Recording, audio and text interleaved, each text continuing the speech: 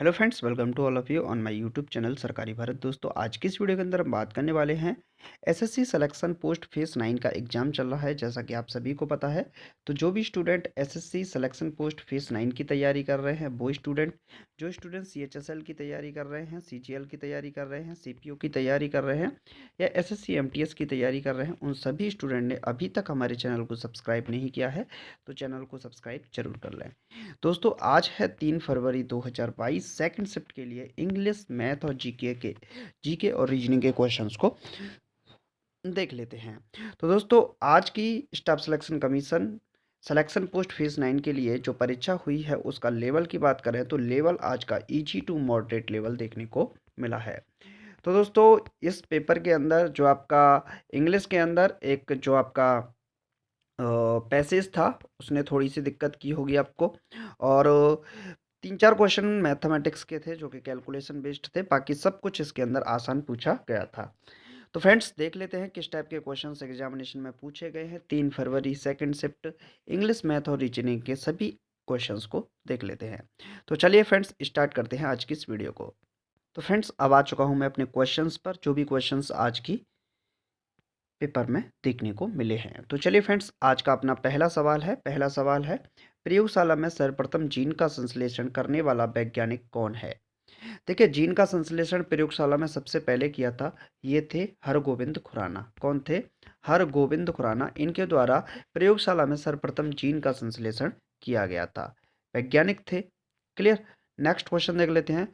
Next question है दोस्तों, हाल ही में किस राज्य सरकार ने पेड़ों को बचाने के लिए प्राण वायु देवता पेंशन योजना शुरू की है?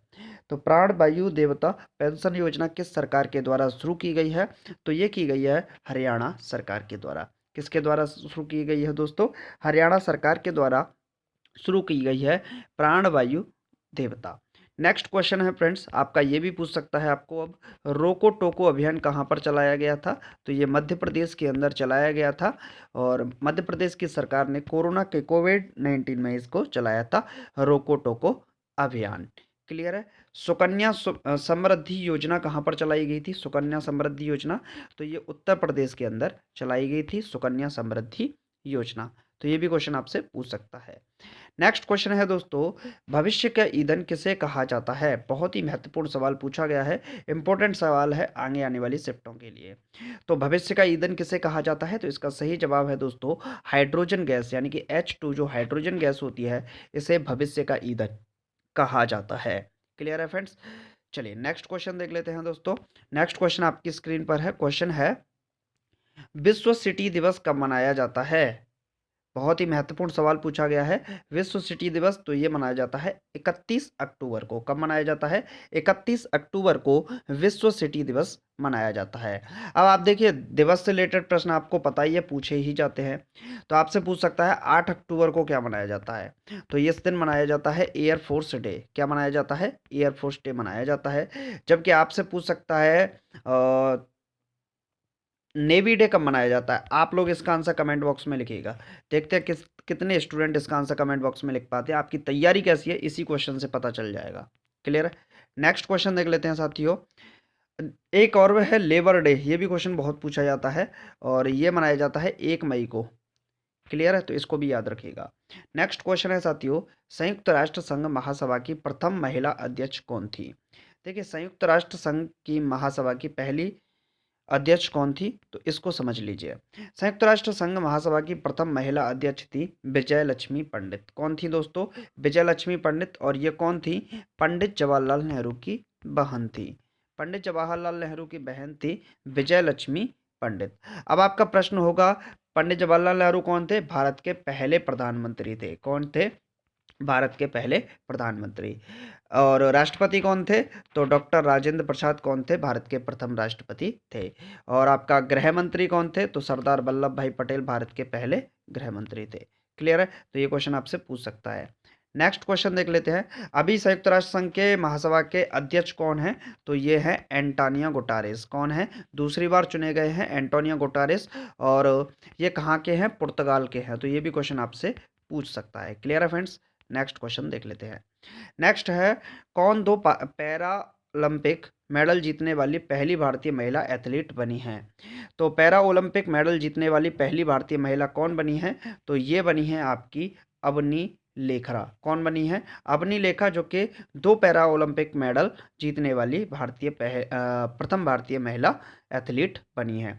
अब की बार देखिए, गोल्ड मेडल किसने जीता था, ये क्वेश्चन आपसे पूछ सकता है।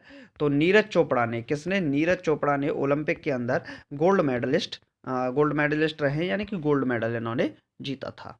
चलिए फ्रेंड्स, नेक्स्ट क्वेश्चन देख लेते हैं। नेक्स्ट क्वेश्चन है साथियों, ब्रह्मा विष्णु और महेश की त्रिमूर्ति वाला प्रसिद्ध मंदिर किस शहर में? देखिए, मंदिरों से रिलेटेड प्रश्न आपसे बहुत ज़्यादा पूछे जाते हैं, तो मंदिरों से रिलेटेड आप लोग क्वेश्चंस को कर लीजिएगा। ब्रह्मा विष्णु और महेश की त्रिमूर्ति वाला प्रसिद्ध मंदिर किस शहर में है? तो इसका सही जवाब है दोस्तों सुचिंद्रम। कहाँ पर है? सुचिंद्रम में ब्रह्मा विष्णु महेश की त्रिमूर्ति वाला प्रसिद्ध मंदिर स्थित है। आपसे पूछ सकता है अक्षरधाम मंदिर कहाँ पर स्थित है? अक्षरधाम, तो ये आपका जो स्थित है, ये दिल्ली के अंदर स्थित है दोस्तों, अक्षरधाम मंदिर। नेक्स्ट क्वेश्चन आपसे पूछ सकता है, चलिए, माउंट आबू यानी कि राजस्थान के अंदर कौन सा मंदिर है? ये आप लोग बताइएगा कमेंट बॉक्स में। क्लियर है फ्रेंड्स? अच्छा जी। और आपसे एक प्रश्न पूछ सकता है, आपका जो मंदिर है, बताइएगा, चलिए बताइएगा कि मीनाक्षी मंदिर कहाँ पर स्थित है? मीनाक्षी मंदिर कहाँ पर स्थित है? इसका आंसर आप लोग कमेंट बॉक्स में दीजिएगा।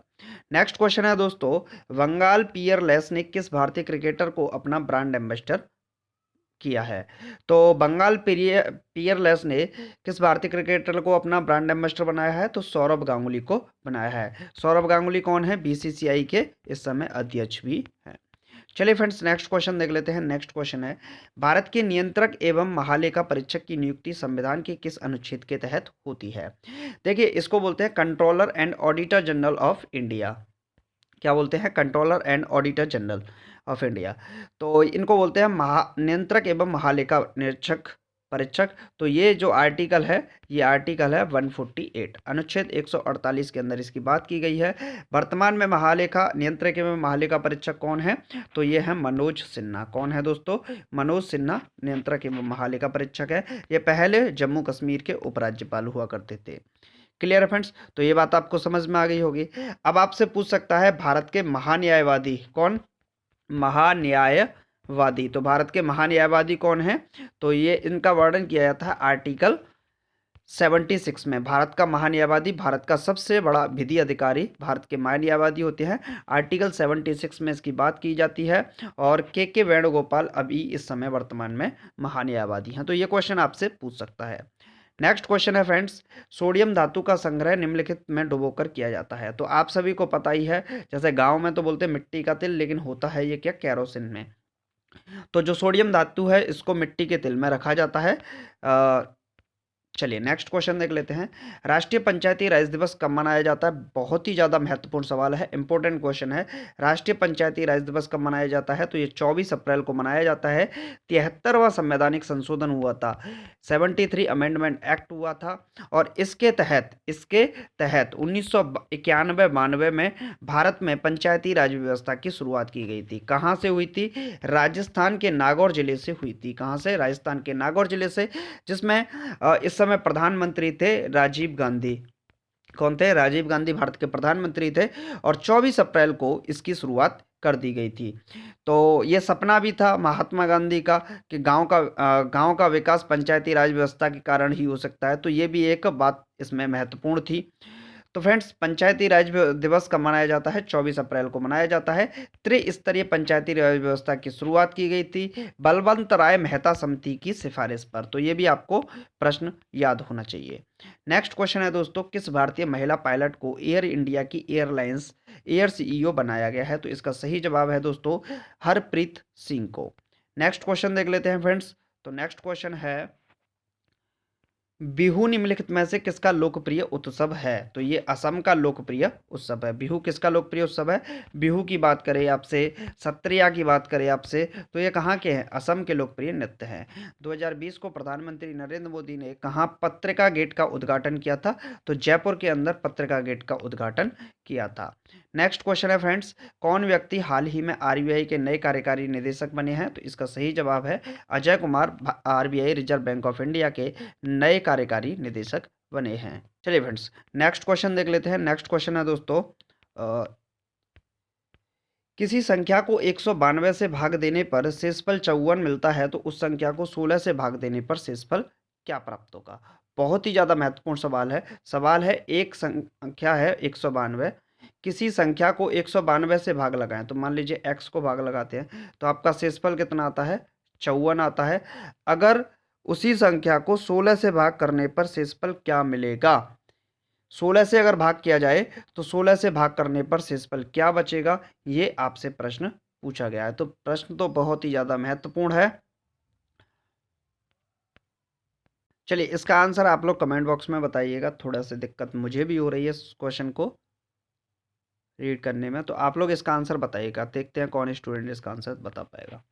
नेक्स्ट क्वेश्चन है फ्रेंड्स, सीमा और सीमा की आयु, सीमा नहीं होगा यहाँ पर, कोई और नाम रख लीजिए, जैसे सीमा और सीता रख लीजिए, सीता की जगह पे ऐसे कर लीजिए, गीता रख लीजिए। सीमा और गीता की आयु का अनुपात 9:16 है। 10 वर्ष बाद उनकी आयु का अनुपात 2:3 होगा, तो इन दोनों की उम्र कितने वर्ष का अंतर है? तो बस इतना ही सवाल है। तो सीमा और गीता की आयु का अनुपात कितना है? 9:16। तो मैं इसको ऐसे बोल सकता हूँ, इन दोनों की उम्र है 9/16, तो x लगा देंगे तो हट जाएगी, अनुपात हट जाएगा। 10 वर्ष बाद, तो 10 वर्ष बाद इसकी भी उम्र बढ़ेगी, 10 वर्ष बाद इसकी भी बढ़ेगी, तो अनुपात कितना हो जाता है? 2:3 हो जाता है। सॉल्व करेंगे दोस्तों तो 9 तिया 27x प्लस 10 तिया 30 बराबर 16 दूनी 32 x प्लस 10 दूनी 20। तो इसको सॉल्व करेंगे तो ये आएगा 5x बराबर 20 आएगा। x की वैल्यू कितनी आएगी? 4 पंजे 20, 5 चौके 20, तो 4 आ जाएगी x की वैल्यू। क्लियर है? x की वैल्यू 4 आई। तो पूछ रहा है कि सीमा और गीता की आयु 9:16 है, तो दोनों की उम्र में कितने वर्ष का अंतर है? जो अंतर पहले होगा वही अंतर बाद में होगा। तो आप 2:3 से भी निकाल सकते हैं, तो 2x और 3x ऐसे निकाल लीजिए। तो ये होगा आपका